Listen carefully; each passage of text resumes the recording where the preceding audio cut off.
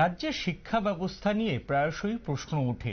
এবার প্রশ্ন উঠেছে মান্দাইয়ের একটি স্কুলকে কেন্দ্র করে, যে স্কুলে আমরা চোখ রাখলে দেখা যায় যে মান্দাই আইএস এর অধীনে অতুংটাং জেবি স্কুলটিতে 6জন মাত্র ছাত্রছাত্রী রয়েছেন। প্রধান শিক্ষক সহ আরেকজন শিক্ষক রয়েছেন, যিনি আগামী মাসে অবসরে চলে যাবেন। তাই 3 মাস ধরে ছুটি ভোগ করছেন, এই রকম কিন্তু একটা ছবি ইতিমধ্যেই উঠে এসেছে।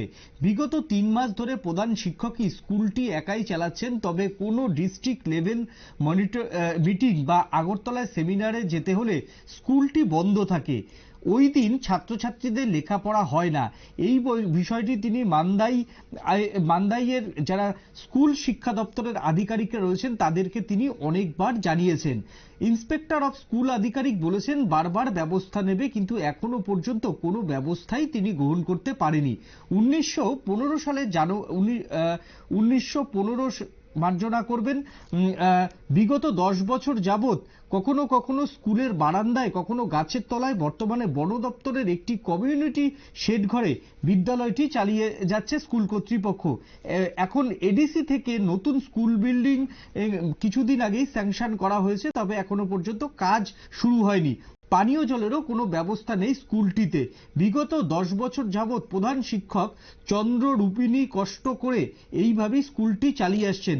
তবে একজন শিক্ষককে খুব দরকার ছাত্রছাত্রীদের লেখাপড়ার স্বার্থে। কি বলছেন প্রধান শিক্ষক মানিকচন্দ্র রূপিণী, আসুন দেখে নি। আমাদের এখানে স্যার যেটা স্টুডেন্ট কতজন আছে?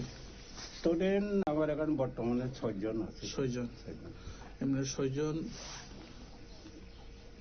যে টিচার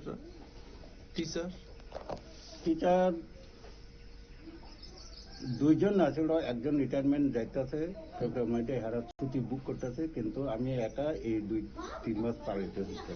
2-3 মাস। কিন্তু আমার একজন টিচার দরকার। এখন কোনো সময় সিঙ্গেল টিচার চালানোর কোনো সম্ভব না, যেহেতু আমি দায়িত্ব হিসাবে অফিস যাইতে হয়, কোনো সময় আমরা ডিস্ট্রিক্টের মিটিং এ যাইতে হয়, কোনো সময় যাইতে হয়। কিন্তু আমি এখান থেকে এত দূরের টাকা যে থাকিয়া যদি আমি আগরতলা যদি কোনো সেমিনার যাইতে হইতো, তো আমি 8টার সময় এখান থেকে যাইতে হইব। কিন্তু আমি আইতে 8টা, এখান থেকে এত দূরের থেকে আইয়া যে আবার আগরতলা যে সেমিনারে যাইতে আমার অসম্ভব। আপনারা এই দিন সব খালি থাকতে হইব, টিচার নাই, এরা পড়াশোনা সম্ভব হইতেছে না। এরা আমার একজন টিচার যদি এখন ব্যবস্থা হয়, আমরা ডিপার্টমেন্ট কর্তৃপক্ষ হইতে আমি জানাইছি।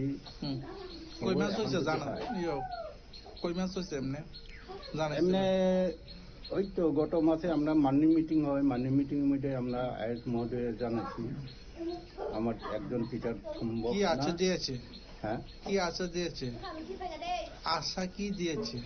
আশা তো এরা ব্যবস্থা করতেছে, এরা হয় দেখতেছে আমরা যেমন আরেকজন টিচার পাঠানোকে আমরা ব্যবস্থা করতেছে, এইভাবেই আমরা আইএস মহোদয় জানাইতেছে আর কি।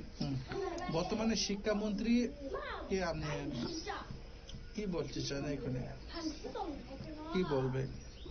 আমরা তো এত গ্রাম অঞ্চলে মধ্যে আমরা তো এই এডিসি আন্ডারে আছি। আমরা এডিসি তো এরা 2-3 মাস আগে তো আমরা শিক্ষামন্ত্রী আমরা এডিসি করছে। এখানে দেখলাম যে এখানে যে দীর্ঘ আমি এখান থেকে 2015 জানুয়ারি হইতে আমি এখানে দায়িত্ব হিসাবে আসছিলাম, কিন্তু স্কুল তো নাই।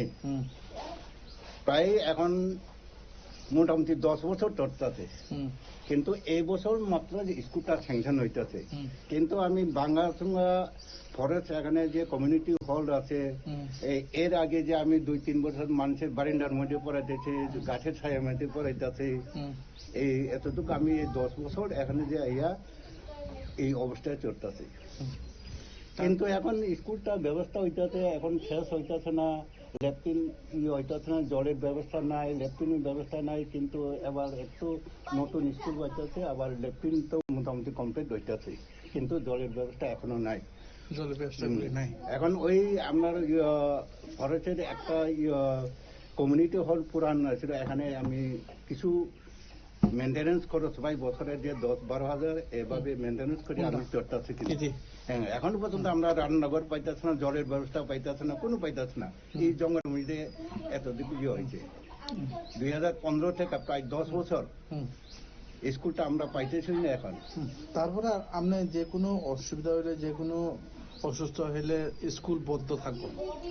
এখন তো এই অবস্থা আমার একজন টিচার আছে, তিনি তো রিটায়ারমেন্ট যাইতেছে, এরা ছুটি বুক করতে হইব, এই ছুটি বুক চড়তেছে 1 মাস 2টা। এটা তো আমি একাই এখন চাইতে হইতেছে।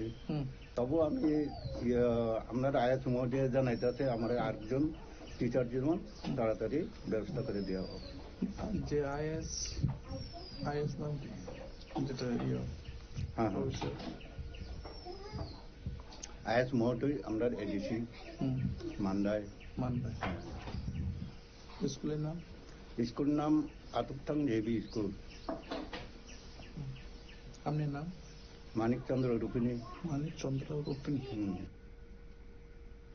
একেবারেই শুনলাম যে রাজ্যের মান্দাইতে একটি প্রাথমিক স্কুলের যে কি পরিমাণ করুণ দশা, সেই দশা কিন্তু আমরা ইতিমধ্যেই স্কুলের যিনি প্রধান শিক্ষক তার কাছ থেকে শুনলাম।